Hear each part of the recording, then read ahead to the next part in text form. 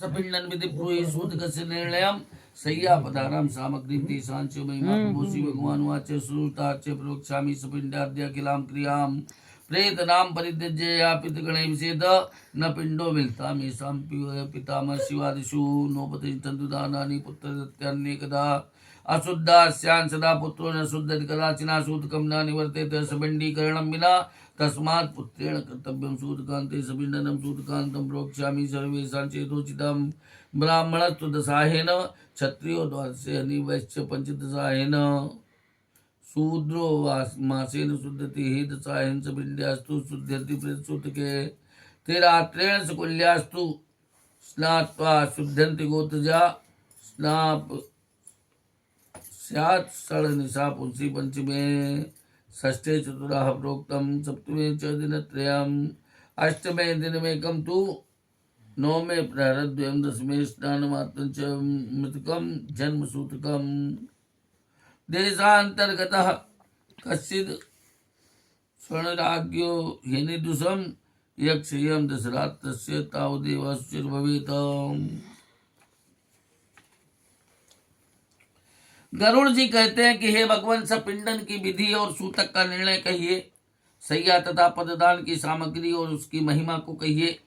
श्री भगवान कहते हे गरुड़ सुनो, सपिंड आदि संपूर्ण क्रिया मैं तुमसे कहता हूँ कि जिस क्रिया से प्राणी जो है प्रेत का नाम छोड़कर के पितृगण में प्रवेश करता है, जिसका पिंड शिव रूपी पितामह और शिवादिकों में नहीं मिला है, उनको पुत्र करके अनेक प्रकार के दान नहीं प्राप्त होते हैं जब तक सपिंडी न हो जाए।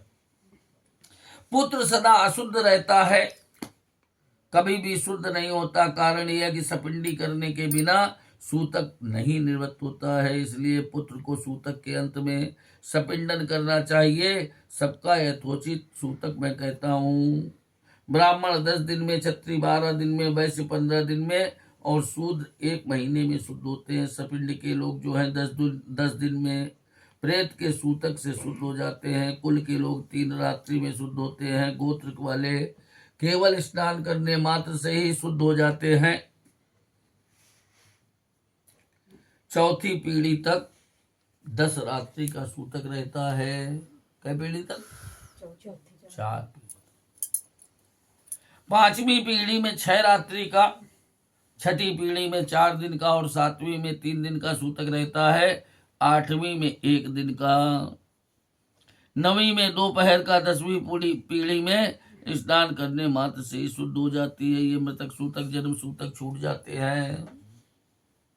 परदेश में गया हुआ जो कोई 10 दिन के भीतर मरने का समाचार सुने तो उसके बाकी दिन जितने रहे उतना ही सूतक जानना चाहिए।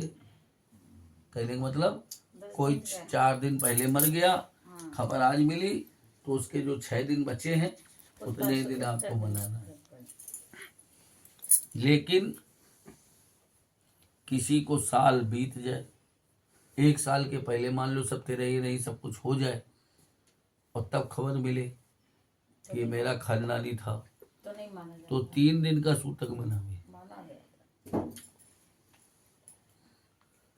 1 वर्ष से पहले यदि 3 रात्रि का पर्यंत अगर 10 दिन के बाद बीतने के बाद सूतक वहां तेरे में हो जाए और तुमने नहीं मनाया है तो 3 दिन का फिर भी कर सकते, सूतक मनाओ। कर नहीं सकते हो, करना चाहिए। 1 वर्ष से पहले यदि श्रवण सुनने को मिल जाए तो 3 रात्रि का पर्यंत सूतक जानिए। और 1 साल के बाद सुनाई पड़े कि मेरा खानदानी था मर गया, तो तब भी 1 दिन का सूतक मतलब मान के चलो कि सुने तो नहाए। 1 वर्ष के पश्चात समाचार मिलने पर स्नान करने मात्र से शुद्ध होता है। फिर भी मतलब ये नहीं कि सुन लिया तो ठीक हो गया, नहाओ। मृतक सूतक के पहले का 2 हिस्सा बीत जाए, मान लो 6 दिन बीत गए, परिवार में कोई दूसरा न रहे, लेकिन 6 दिन तक अगर 6ठे दिन तक कोई मर गया तो पहले वाले के साथ ही दूसरे वाले की क्रिया हो जाएगी। जैसे कोई 9वां 10वां दिन मरता है और 10वें दिन मरा तो अब वो पहले वाला रुका रहेगा, क्योंकि जब वो नया जब 10वां से शुद्धि हो जाती है और फिर कोई मर गया तो फिर अगले 10वें में उसके बाद उसकी बाकी क्रिया बाद वाले के साथ जुड़ेगी। बाद वाले सर। हाँ, फिर पहले वाले के साथ नहीं हो सकती। और 6 दिन तक अगर, 6ठे दिन तक अगर कोई मर जाए दूसरा उसी परिवार का, तो पहले वाले के साथ ही उसकी क्रिया हो जाएगी। मृतक सूतक का पहले का 2 हिस्सा बीत जाने पर जो दूसरा सूतक होवे तो पहले सूतक के साथ ही शुद्ध कही गई है। बालक के दांत उत्पन्न होने से पहले सद्या शौच अर्थात स्नान करने मात्र से शुद्ध होती है। मुंडन के पर्यंत 1 रात्रि और यज्ञोपवीत के पर्यंत 3 रात्रि का उसको सूतक जानना चाहिए। इसके उपरांत 10 रात्रि का ही सूतक होता है।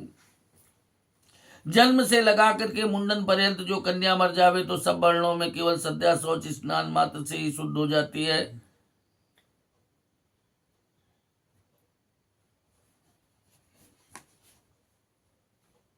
इसके पश्चात वागदान पर्यंत जिसका तिलक हो जाए, सगाई हो जाए या रोग वोग भी हो जाए तो तब क्या होता है, वागदान पर्यंत जो बढ़ी हुई कन्या है तो उसका 3 रात्रि का सूतक बनावे और 3 रात्रि अरर भी बनावे और 3 रात्रि जहाँ हो गई है अगर से सगाई हो जाए, तिलक भी हो जाए तो फिर दोनों कुल में 3-3 दिन का सूतक बनावे। लेकिन मनावत नहीं कौन कहे जब बेटिया आई नहीं हमारे घर में बिया हो के, अगर ऐसा कहीं कुछ हो भी जाए लेकिन मनाना लड़के वाले को भी चाहिए कि फिर अगर तिलक हो जाए तो। वागदान करने पर दोनों का 3-3 दिन का सूतक जानिए। 3 दिन पिता के घर और 3 दिन वर के कुल में सूतक होता है। जो ब्याही गई हो तो उसका पति के ही कुल में केवल सूतक होगा, पिता के कुल में नहीं होता। 6 महीने के भीतर जो गर्भस्राव हो जावे तो महीने बराबर दिन में शुद्ध कही गई है।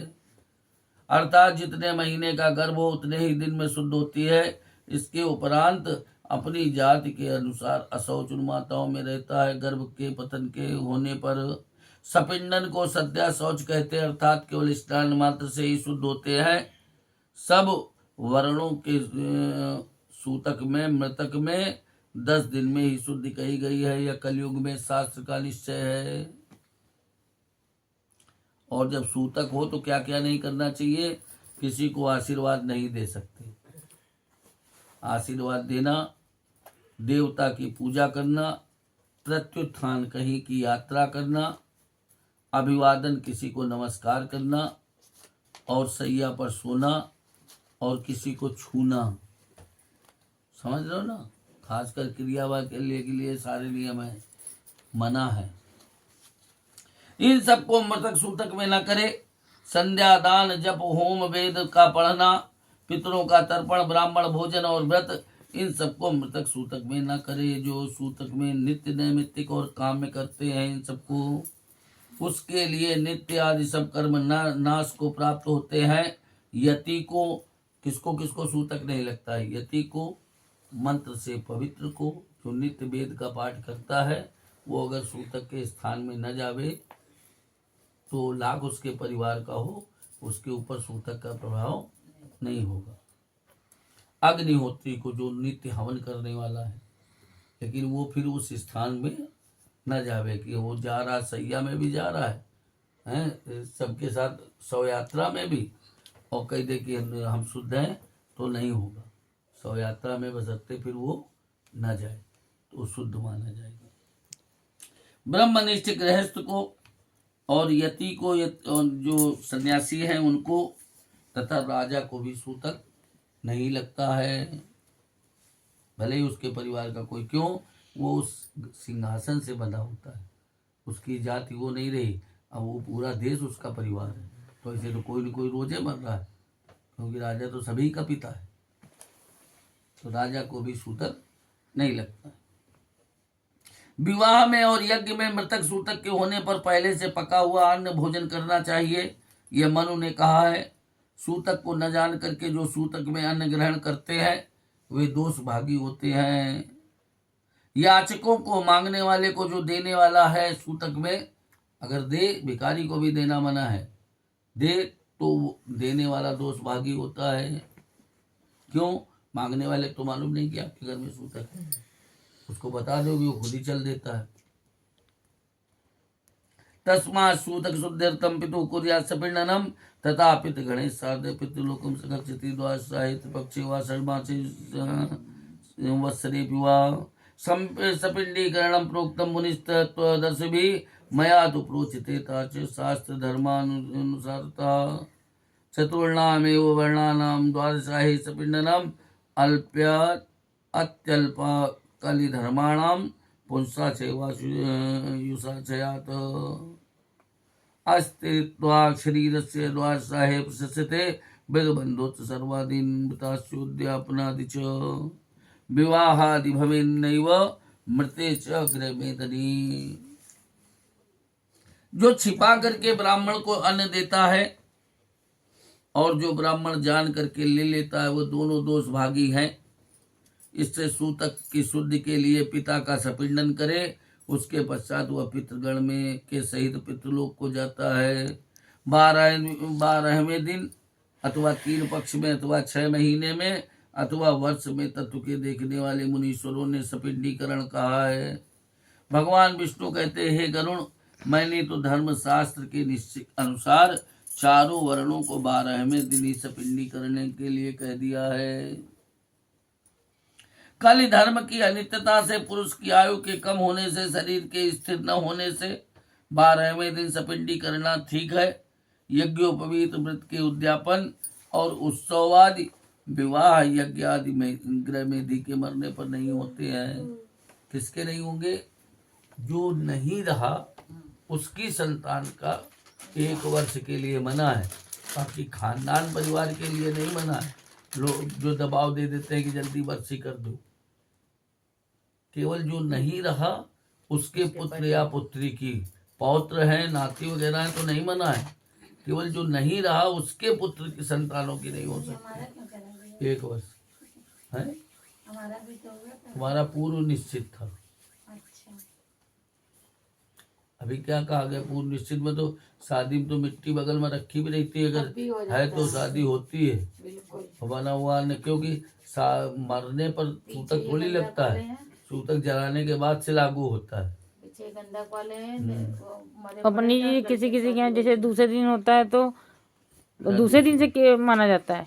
जब जाप करें, जब दाह संस्कार जिस दिन होता है, हाँ, तो उस दिन से सूतक माना चाहिए। 13वीं के दिन तो 13वीं तक तो वैसे भी मरने के दिन से सूतक नहीं होता है, जलाने के दिन से होता है। अब जैसे पंडित जी अभी हुआ था, विदेशों से इतनी बाढ़ी आ रही है, 2 महीने में आ पाती हैं, और शरीर में रखी है, लिखा पढ़ी में फंसी हैं, तो पता लगा उनकी 13वीं पहले कर डालो, शरीर वहीं पड़ा है। नहीं बता रहे तो तुम्हारे हिसाब से तो टिपकी भी हुई। नहीं ऐसा नहीं। हम मेरे मायके में तो उसी दिन से रखा जाता है जिस दिन दाह संस्कार होता है, लेकिन यहाँ कहीं पर भी नहीं, कहीं पर भी नहीं है, दाह से ही है। केवल 13वीं तक की क्रिया दाह से, बाकी जितनी श्राद्धें होंगी वो मरने की तिथि से होंगी। लेकिन 13वीं इसलिए कि कोई आज का समय नहीं है। दशरथ के समय भी दशरथ कितने दिन तेल में पड़े रहे जब तक नहीं आए, शरीर को सुरक्षित रखने के लिए। तो जब इसीलिए 13वीं तक की क्रिया जो है जलाने के बाद से ही तो शुरू होगी। चिता लगती उस दिन से शुरू होती है। वो मरने के लिए का दिन नहीं उसमें ले सकते हैं। वैसे पंडित जी तो सब लोग तो यही कहते जिस दिन मर गया उसी के 13वें दिन 13वीं कर दी जाती है। फिर वही बात है, तो शुरू ये कहीं तक दिमाग लगा ले, एक दिन पहले तो मर नहीं संस्कार वाले दिन से ही रखा जाता है। उसमें ये नहीं, तो उसमें हमारी पुस्तक मालूम क्या बोल रही, 12वें दिन सपिंडी करके लौट के आवे, कपड़े को छोड़े, नहा धो करके बैठ जाए, न हवन करे, उसी दिन 13वीं कर दे। शास्त्र 12वें दिन यही देता है कि सपिंडी के बाद शुद्ध हुए तो सबसे पहले तुम क्या करोगे गृहस्थ में, क्योंकि प्रेत काम खत्म, सपिंडी के होते ही प्रेत काम खत्म। अब हम गृहस्थ में प्रवेश कर रहे हैं तो सबसे पहले क्या करेंगे? सबसे पहले गणेश गौरी नवग्रह का पूजन किया, उसके बाद ब्राह्मण भोजन कराया, मान्यों को भोजन कराया, कि मतलब हम फिर से सांसारिक गृहस्थ बन गए। खिलाते भी क्यों हैं उसका भी कारण बता रहे हैं कि अब हम फिर से सांसारिकता में आ गए। अब हमारे मान्य वगैरह भी भोजन कर चुके, घर परिवार के साथ बैठ करके भी अपने पूरा भोजन कर लिया दोबारा, क्योंकि बाकी दिन तो एक ही टाइम भोजन मिला, उस दिन से 2 टाइम मिलने लगता है कि सभी लोग हाथ लगा लो, दे दो शाम को पत्तल। ये प्रक्रिया है। तो गृहस्थ में वापस आने के लिए हम सबसे पहले क्या करते हैं, कोई भी काम करें तो गणेश जी की तो पूजा करते हैं। वो जो हवन करा रहे हैं तो केवल गणेश, गौरी और नवग्रह, उनका हवन भगवान विष्णु और लक्ष्मी का, इसलिए कि इस दुनिया में पालन करता वही है। जब पालनहार वही है तो षष्ठी को चला रहे, इसलिए, और यज्ञ पुरुष वही कहलाते, तो विष्णु और लक्ष्मी का भी हवन उसी में होता है। उतना हवन के बाद तुरंत पंचबली दी, पंचबली के बाद ब्राह्मणों को भोजन, मान्यों को भोजन, ये सब प्रक्रिया चालू हो जाती। फिर से गृहस्थ में वापस आ गए। खिलाना हो कहीं लिखा थोड़ी कि नहीं खिले हुए करो।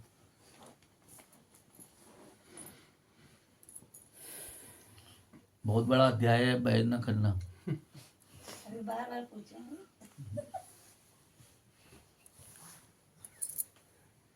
कहाँ थे? विविध व्रत, उद्यापन और उत्सव आदि, विवाह, यज्ञ आदि गृह मेदी के मरने पर नहीं होते। सन्यासी को भिक्षा नहीं देना चाहिए, बलि वैश्य देव और नित्य नैमित्तिक सारे कर्म लुप्त हो जाते हैं। जो जितना पुण्य किया वो सब नष्ट हो जाता पहले का भी। इसलिए जान करके सूतक में किसी को भी मत दो, मना कर दो। मेरे यहाँ सूतक है। आजकल तो फैशन चल गया, पानी पिए जाओ, नाश्ता करे जाओ, चाय पिए जाओ, हैं? नहीं कराना चाहिए। नहीं करा, नहीं, जैसे घर की लड़कियों कराना नहीं घर के करेंगे। हाँ, वही उन्हीं को तो कराया जाता है किसी। वो कहाँ पर पृथक है? हाँ, वैसे तो वो तो जैसे कर सकते और हैं। के जब लड़कियां खाना पीना सब होता है। कर्म के लोभ से प्रत्यवायु होता है, इसलिए सपिंडन अवश्य कराना चाहिए। चाहे निरग्निक होवे चाहे सागरिक होवे, 12वें दिन सपिंडी करे। जो फल सब तीर्थों में होता है, जो फल सब यज्ञों में होता है, वो फल 12वें दिन सपिंडी करने से प्राप्त होता है। इसलिए स्नान करके सूतक की निवृत्ति के लिए मृतक स्थान को गोबर से लीपे। शास्त्र में कहे हुए विधान से पुत्र सपिंडी करे। पाद्य, अर्घ्य, आचमन आदि से विश्व देवा का पूजन करे। प्रेत योनि से जो नहीं छूटे, ऐसे पितरों को बिकिर अन्न दे करके जल से आचमन करावे। फिर सूर्य, वसु, रुद्र और सूर्य आदि स्वरूप जो पितामह आदि है, बाबा लोग हैं, उनको यथाक्रम से 3 पिंड देवे। चौथा मृतक सूतक के लिए लंबा पिंड देवे। चंदन, तुलसी पत्र, धूप दीप, उत्तम भोजन, तांबूल और इलायची आदि के सहित वस्त्र और दक्षिणा के साथ पूजन करे। तदनंतर सोने की सलाखा से प्रेत के पिंड को 3 भाग करके पितामह आदि के पिंड में और उनको पृथक पृथक मिलावे। पितामही के साथ माता का, पितामह के साथ पिता का सपिंडीकरण करे। हे गरुण, यह मेरा मत है। पिता के मरने पर जो पितामह बाबा जीवित है, पिता न रहे, तो पर बाबा के साथ उस पिंड को मिलावे। प्रपितामह के साथ पिंड को क्रम से मिला देवे। और माता के मर जाने पर यदि दादी जिंदा है तो पर दादी के साथ उसके पिंड का सपिंडीकरण करे। मातृ श्राद्ध में पिता के ऐसी ही पिंड विधि करे, अर्थात प्रपितामही आदि के साथ 3 पिंड मिलावे। उसके साथ माता के पिंड को 3 भाग करके क्रम से मिला देवे। उन माता पिता के पितामह स्वरूप भगवान विष्णु कह रहे हैं जो मैं हूँ, उसमें पिता को, और पितामही स्वरूप जो लक्ष्मी जी हैं उसमें माताओं का पिंडदान करें। पुत्र रहित स्त्री का सपिंडन पति करे। सास आदि के साथ उसका सपिंडन होता है। स्त्री का सपिंडीकरण भर्ता आदि के साथ करना चाहिए। हे गरुण, ये मेरी सम्मति नहीं है। वह पति के साथ सपिंडता के योग्य नहीं है। हे गरुण, जो स्त्री पुरुष दोनों एक चिता पर चढ़े हों तो ससुर आदि को तृण बीच में रख करके पहले पुरुष का फिर स्त्री का, अगर दोनों साथ में भी मर गए हों तो एक ही साथ सपिंडी नहीं हो सकती। पहले एक का कर ले फिर दूसरे का करे। पहले एक पुत्र पिता का पिंडदान करे, पश्चात सती का अनंतर करे। जो सती 10 दिन के भीतर अग्नि में प्रवेश करती, उसका पति के साथ ही सैयादान, पिंडदान आदि करना चाहिए। हे गरुण, सपिंडन करके पितृ तर्पण करे और वेद के मंत्रों के साथ स्वधा का उच्चारण करे। पश्चात अतिथि को भोजन दे करके बलिवैश्य देव सदा करे, उसमें पितर मुनि देवता और दानव सब तृप्त होते हैं। 1 ग्रास के बराबर भिक्षा होती है। 4 ग्रास का 1 पुष्कल होता है और 4 पुष्कल का 1 हंतकार होता है। सपिंडी के में चंदन अक्षतों से ब्राह्मण के चरणों का पूजन करके पितरों की अक्षय तृप्ति के लिए उसको दान देना चाहिए। वर्ष की जीविका घी, अन्न, सुवर्ण, चांदी, गाय, घोड़ा, हाथी, रथ और भूमि ये सब आचार्य के लिए दान करे। तदनंतर स्वस्ति वाचन करके मंत्र से कुमकुम अक्षत नैवेद्य दे करके नवग्रहों का, देवी का और विनायक का पूजन करे। पश्चात आचार्य मंत्र के सहित अभिषेक करे।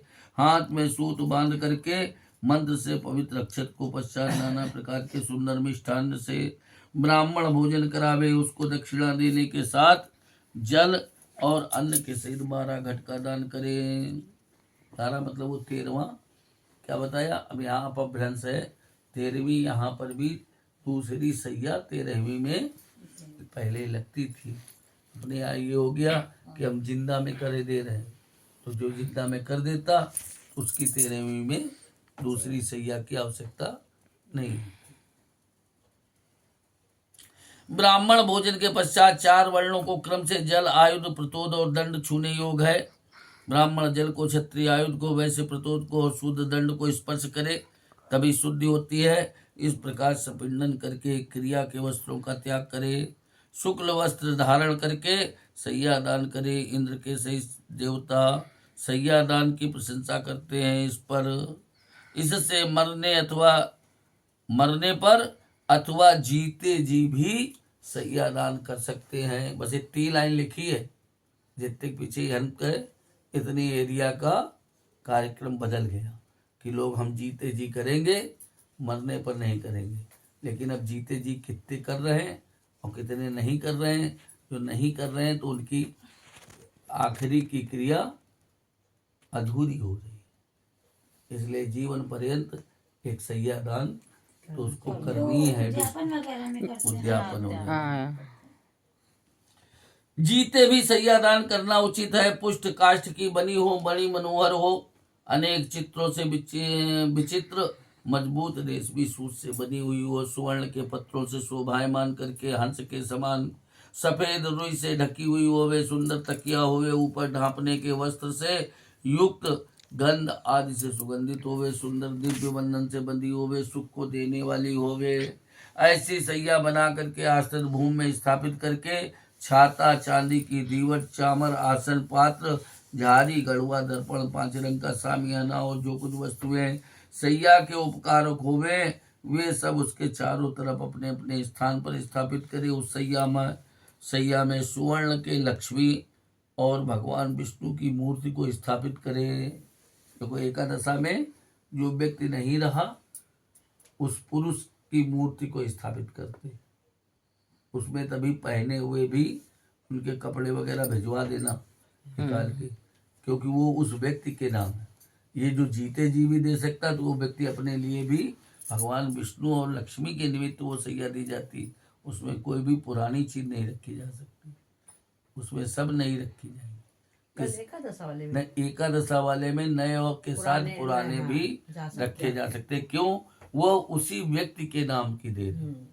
ये भगवान विष्णु और लक्ष्मी, जो बाद वाली है वो भगवान विष्णु और लक्ष्मी की, इसलिए उसमें पुराने का कोई नहीं इस्तेमाल है।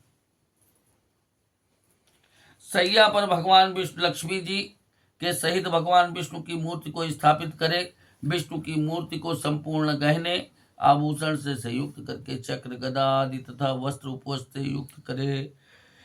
स्त्री की सैया पर महावर, काजल, रोली, वस्त्र और जो आभूषण आदि सुहाग की वस्तुएं होंगे उन सबको देवे। पश्चात गंध पुष्प से शोभायमान करके ब्राह्मण के को कान के आभूषण और अंगूठी आदि आभूषण से तथा सोने के अलंकार से शोभित करे। ततो विप्र सपत्नीकम गंध पुष्पैरलंकृतम कर्णांगुलीया भरणै कंठसूत्र से कांचनई। पगड़ी, जामा, दुपट्टा पहना करके सैया के ऊपर लक्ष्मी नारायण के आगे बैठावे। कुमकुम और फूलों की मालाओं से विष्णु तथा लक्ष्मी जी का पूजन करके लोकपाल ग्रह देवी और विनायक का पूजन करे। फिर उत्तराभिमुख होकर के फूलों की अंजल से ब्राह्मण के आगे खड़ा होकर के कहे कि हे कृष्ण, क्षीर सागर में जैसी तुम्हारी सैया है वैसी ही जन्म जन्म में हमको प्राप्त होवे। इस प्रकार पुष्पांजलि करके दद्यात् व्रतोपदेशेव गुरुवे ब्रह्मवादिना ग्रहण ब्राह्मणे नात्वन को ददाति कीर्तियन। जीव माना स्वहस्ते ने सैया ददातिया सजीवाश व्रतोत्सर्गम पर्वणि सुसमाचरेत। ब्राह्मण पर और विष्णु की प्रतिमा पर पुष्प छोड़ देवे, पश्चात सामग्री के सहित सैया पर सुख से शयन करने के लिए संकल्प पूर्वक दान करे। व्रत के उपदेश करने वाला ब्रह्मवादी गुरु को देने के समय ऐसा कहे कि हे ब्राह्मण, इसको ग्रहण करिए, कौन देने वाला है ऐसा कह करके दीजिए। सैया पर बैठे हुए विष्णु और ब्राह्मण और लक्ष्मी आदि को हिला करके प्रदक्षिणा पूर्वक नमस्कार करके विसर्जन करे। सब सामग्री सहित अति सुंदर सैया में सुख युक्त सोने के लिए विभोर हुए तो घर का भी दान करे। जीता हुआ पुरुष अपने हाथ से जो सैया दान करता है तो जीते ही उसको वृकोत्सर्ग करना चाहिए। यह सैया एक से अतिरिक्त को नहीं देनी चाहिए। सैया बहुतों को देने से, बेचने से देने वाला नरक में पड़ता है। पात्र में सैया दान देने से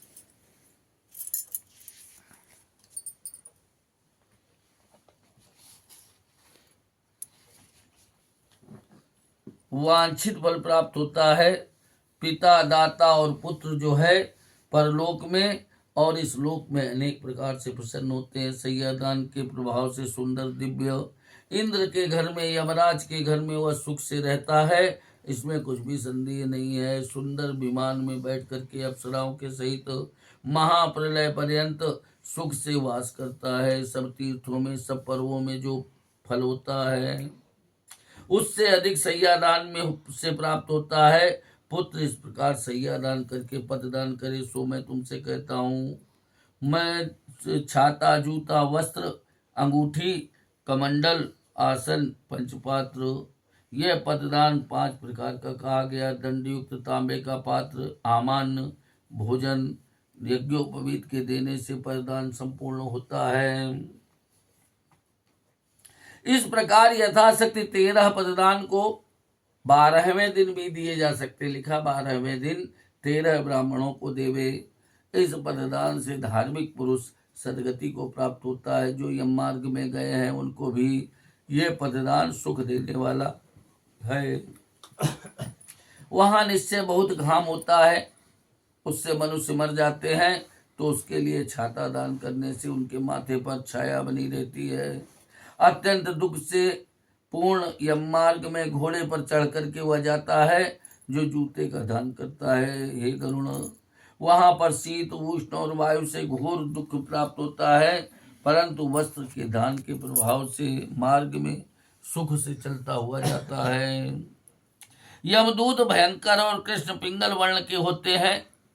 वे अंगूठी के दान करने वाले को मार्ग में पीड़ा नहीं देते हैं। बहुत घाम से भरे हुए, पवन तथा जल करके रहित उस यम मार्ग में कमंडल दान करने से प्यासा जल को पीता है।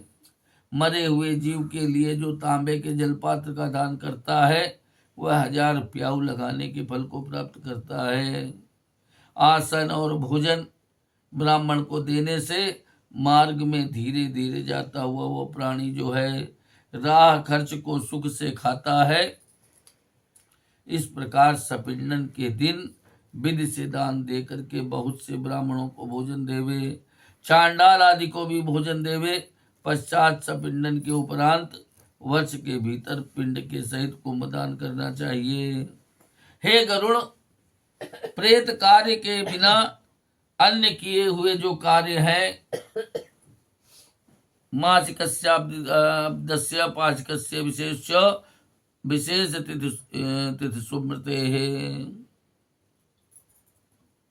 अन्य कार्य नहीं करना चाहिए। प्रेत के लिए जो अक्षय तृप्ति के लिए है, पहले उस कार्य को करे। इससे मासिक, वार्षिक और विशेष करके विशेष तिथियों में मरने पर पाक्षिक का विशेष रूप से कहूंगा कि पौर्णमासी को जो मरा है उसकी चतुर्थी पाक्षिक तिथि श्राद्ध है, चतुर्थी को जो मरा है उसकी नौमी पाक्षिक तिथि श्राद्ध है, नौमी को जो मरा है उसकी रिक्ता चतुर्दशी पाक्षिक तिथि श्राद्ध है। इस प्रकार 20वें दिन पाक्षिक श्राद्ध करना चाहिए। जब एक ही महीने में 2 संक्रांति हो जावे तब दोनों महीने के श्राद्ध मलमास में करना चाहिए। एक महीने में 2 महीने हो जावे तो वही पक्ष और वही तिथि जाननी चाहिए। जो तिथि का पहला आधा होवे तो शुरू में और बाद का आधा होवे तो जब बीच का मलमास का महीना निकल जाए तब करें।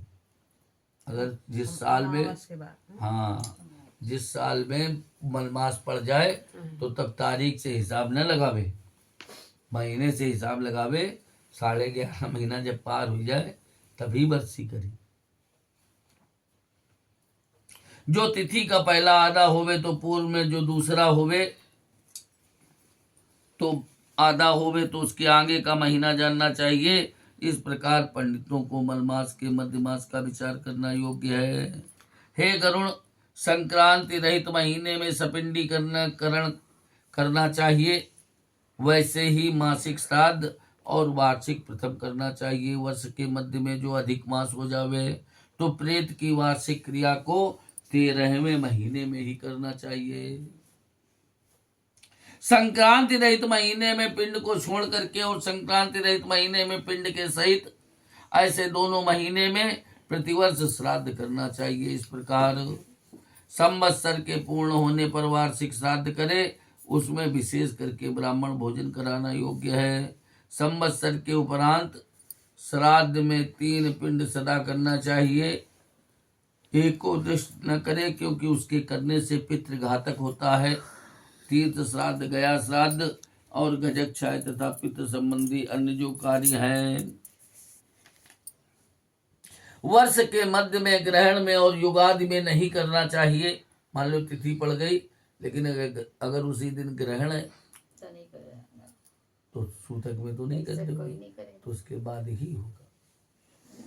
हे गरुण, जब पुत्र को गया श्राद्ध करना हो तो संवत्सर के उपरांत पिता की भक्ति से करना चाहिए।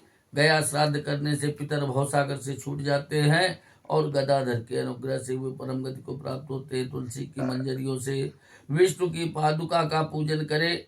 उस गया के लवारी तीर्थ में यथाक्रम से पिंडदान करे। जो गया के सिर में समी के पत्ते के प्रमाण से पिंड देता है वह 7 गोत्र। अब ये कौन कह रहा है? बद्रीनाथ लोग चले जाते हैं। बद्रीनाथ के ऊपर भरद्वाज ऋषि का आश्रम है। वहां पर ऋषि मुनि आपस में चर्चा कर रहे हैं कि मेरे खानदान में भी कोई ऐसा होगा जो गया में जाके पिंड देगा। लोग दिमाग में क्या लगा ले, सीधे बद्रीनाथ में उनके हाथे में दे जा रहे हैं। अरे बद्रीनाथ किसी समय दुर्गम था, उसको देखते हुए लिखा गया कि सबसे बाद में आदमी जाता था, लौटा लौटा न लौटा। आज सबसे सुगम हो गया तो ये थोड़ी है कि बद्रीनाथ जाने से बाकी गया में, गया मुक्ति क्षेत्र गया दी है। वहां वो चर्चा कर रहे हैं लवादी क्षेत्र में, जिसे कहते ब्रह्म कपाली क्षेत्र में, कि कोई हमारे परिवार में भी सन्मार्गशील होगा जो गया में समी के फल इतना बड़ा होता है। तो वहां पिंड कितने बनते हैं? इतने बड़े बड़े बनते हैं, छोटे छोटे जितने आदमी हो, चाहे 10 हो, 20 हो, 25, सबके नाम लेते रहो, एक एक रखते रहो। तो क्यों? वहां भगवान विष्णु का चरण है। जो गया क्षेत्र में करेंगे भी तो बाद में उन चरणों पर ही सारे पिंड चढ़ाए जाते हैं। तो गया के क्षेत्र में ये नहीं कि हम बद्रीनाथ करिया तो गया हो गई, गया नहीं हो गई। या कहीं ये नहीं लिखा कि बद्रीनाथ के बाद भी कहीं हो नहीं सकते। वो तो ये व्यक्ति इसलिए कहता कि किसी जमाने में सबसे बाद में जाता था वहां, लौटा लौटा न लौटा, गांव भर पूरा छोड़न जाता रहा है। एक जमाना रहा जब दुर्गम था, लेकिन अब थोड़ी दुर्गम है। लेकिन आदमी सबसे पहले बद्रीनाथ में बैठा दिया, अब गया जी कौन जरूर। ये कहा गया में जाकर के पिंड दे। जो गया में सिर के समी के पत्ते के प्रमाण, गया के सिर में समय के पत्ते के प्रमाण से पिंड देता है। वह 7 गोत्र और एक ऊपर 100 कुल अर्थात 108 कुल का उद्धार करता है। कुल को आनंद देने वाले जो पुरुष गया में जाकर के पिंडदान करते हैं, उनका पितरों को संतोष देने वाले जन्म का लेना सफल है। हिमालय के पास वर्तमान कलाप नामक एक ग्राम है। उसके उपवन में पितरों से गाई हुई मनु के पुत्र इक्ष्वाकु की गाथा सुनी जाती है कि हमारे कुल में भी कोई सन्मार्गशील पुत्र होगा जो गया में जाकर के आदर से हमको पिंड देगा। हे गरुड़, इस प्रकार जो आमुष्मिकी क्रिया को करता है वह कौशिक के पुत्र के समान सुखी होता है और मुक्त हो जाता है। हे गरुड़, भरद्वाज के 7 पुत्र जन्म की परंपरा को भोग करके गाय का वध कर बैठे। जब गाय का वध कर दिया, लेकिन पितरों का प्रताप था, कहते ना गया में जाके, तो जब 101 पीढ़ी को पार उतरना है तो गाय का वध करने के उपरांत भी वो उस गिनती में आ रहे थे, तो फिर भी मोक्ष को प्राप्त हो गए। गोहत्या का दोष उन पर नहीं लगा। गाय का वध करके भी पितरों के प्रताप से मुक्त हो गए। प्रथम 7 व्याध दशाण देश में, मृग कालंजर पर्वत में, चक्रवाक सरद्वीप में, हंस स्मान सरोवर में, वेद के पार ग्रामी ब्राह्मण वे भी कुरुक्षेत्र में पिता की भक्ति को प्राप्त हुए। और इस कारण यत्न से मनुष्य को पिता का भक्त होना चाहिए, परलोक में हो अथवा इस लोक में। पिता की भक्ति से सुख प्राप्त होता है। एतत्तार्षमयाख्यातं सर्वमेवोर्धनेकं पुत्र वांछा प्रदम पुण्यम पितृमुक्ति प्रदायकम निर्धनो पी नरः कश्चिद या शृणोति कथामिमां सोऽपि पाप विनिर्मुक्तो दानस्य फलमाप्नुयात् विद्या कृते अस्तु श्राद्धं दानं मयोदितं शृणुयात् गारुडं चापि शृणुतस्यापि यत्फलम्। पिता ददाति सत्पुत्रान् गोधनानि पितामह धनदाता भवेत् सोऽपि यस्तस्य पितामहः दद्याद् विपुलमन्नाद्यं वृद्धस्तु प्रपितामहः तप्ता श्राद्धेन ते सर्वे दत्त्वा पुत्रसमार्जितम् गच्छन्ति धर्ममार्गैश्च धर्मराजस्य मन्दिरं तस्य धर्मसभायान्ते तिष्ठन्ति परमादरात्। सूतवाच एवं श्री विष्णुना प्रोक्तम और दान समुद्भवाम श्रुत्वा महात्म्यमतुलम गरुडो हर्षमागताः।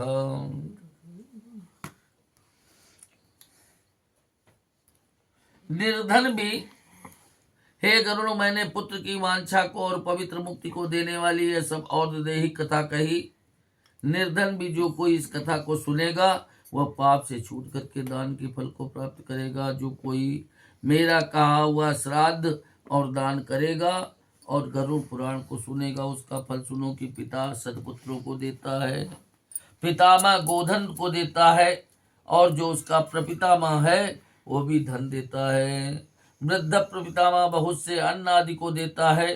श्राद्ध में तृप्त हुए सब पुत्रों को वांछित फल दे करके धर्म के मार्ग से होकर के धर्मराज के नगर में प्रवेश करता है। वहां पर धर्म सभा में बैठे बड़े आदर से वह स्थित होता है जाके जो पुण्यात्मा है। सूत जी कहते इस प्रकार श्री विष्णु से कहा हुआ और दैहिक दान का जो महात्म्य है उसको सुन करके गरुण जी बड़े आनंद को प्राप्त हुए। श्री गरुण पुराण सारोद्धारे सपिंडन सर्व कर्म निरूपणम नाम त्रयोदशोऽध्यायः। बोल श्री गरुण भगवान की जय। अच्युतम केशवम राम नारायणम अच्युतं केशवं राम नारायणं कृष्ण दामोदरम वासुदेवम हरिम कृष्ण दामोदरम वासुदेवम श्रीधरम माधवम गोपिका वल्लभम श्रीधरं माधवं गोपिका वल्लभं जानकी नायकं रामचन्द्रं भजे जानकी नायकं रामचन्द्रं भजे अच्युतं केशवं राम नारायणम् अच्युतं केशवं राम नारायणं कृष्ण दामोदरं वासुदेवं हरिं कृष्ण दामोदरं वासुदेवं हरिं श्रीधरं माधवं गोपिका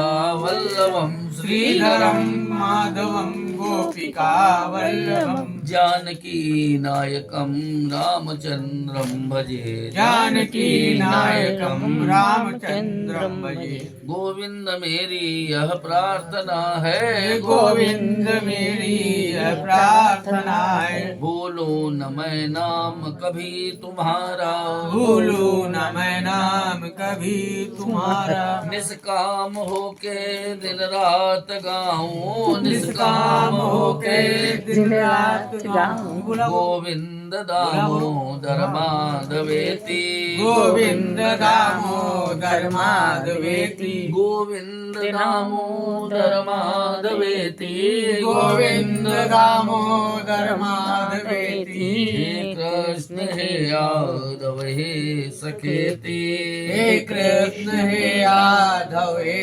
सखेति देहांत काले तुम सामने हो देहांत काले तुम सामने हो बंसी बजाते मन को लुभाते बंसी बजाते मन को लुभाते गाता यही मैं तननाथ त्यागूं गाता यही मैं तननाथ त्यागूं गोविंद दामोदर माधवेति गोविंद दामोदर माधवेति गोविंद दामोदर माधवेति गोविंद दामोदर माधवेति हे कृष्ण हे यादव हे सखेति हे कृष्ण हे यादव हे सखेति सोचो जरा तो मन में विचारो सोचो जरा तो मन में विचारो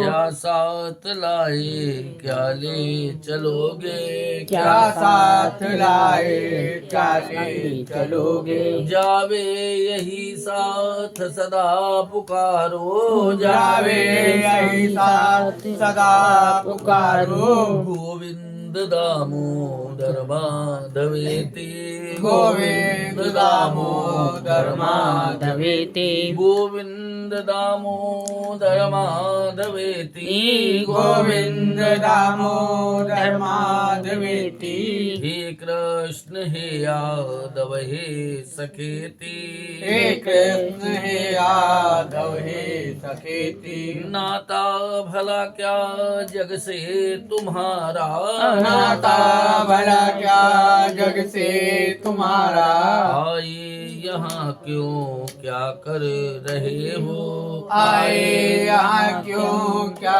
कर रहे हो सोचो विचारो हरि को पुकारो सोचो विचारो हरि को पुकारो गोविंद दामोदर माधवेति गोविंद दामोदर माधवेति गोविंद दामोदर माधवेति गोविंद दामोदर माधवेति हे कृष्ण हे यादव हे सखेति हे कृष्ण हे यादव हे सखेति सच्चे सखा है हरि हमारे सच्चे सखा है हरि हमारे माता पिता शील सुबंधु प्यारे माता पिता लील सुबंधु प्यारे भूलो न भाई दिन रात गाओ भूलो न भाई